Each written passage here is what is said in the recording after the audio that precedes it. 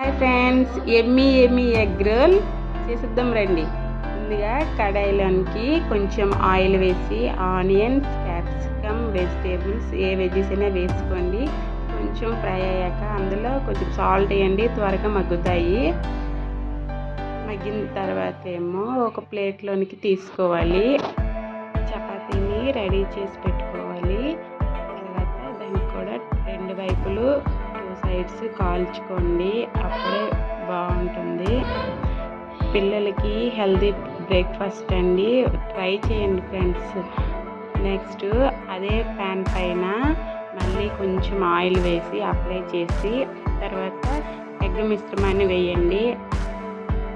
Omelette లాగా వేస్తే దాన్ని కూడా రెండు వైపులో కూడా కాల్చుకోండి. మన వీడియోస్ నచ్చితే లైక్ చేయండి ఫ్రెండ్స్.